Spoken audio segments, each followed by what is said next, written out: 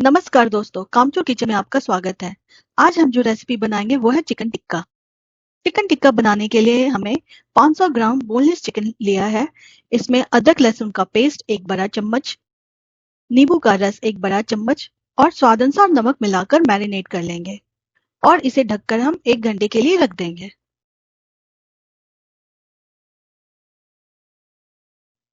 Second marination के लिए हमने एक बाउल लिया है।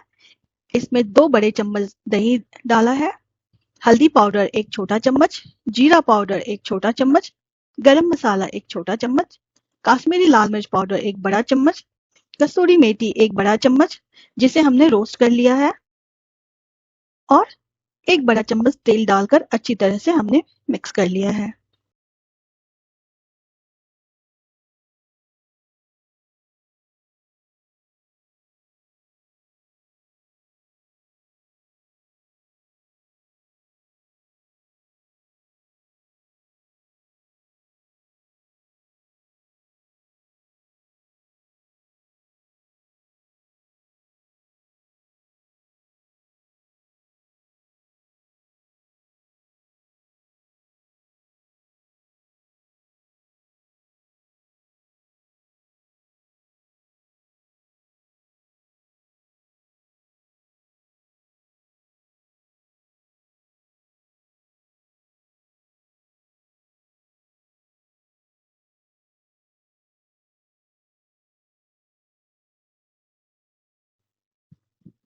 अब मैरिनेट किया हुआ चिकन हम इसमें मिलाएंगे और मिलाने के बाद 5 से 6 घंटे के लिए हम चिकन को फ्रिज में रख देंगे।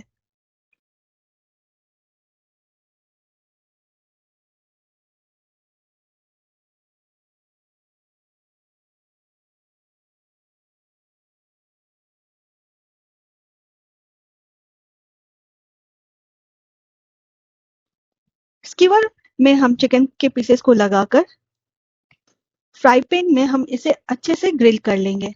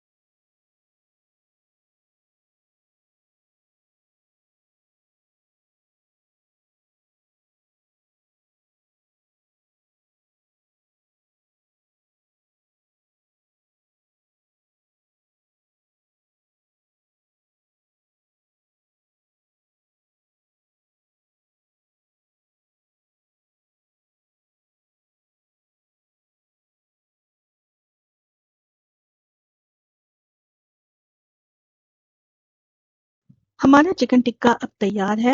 आप इसे गर्मा गर्म सर्व कर सकते हैं।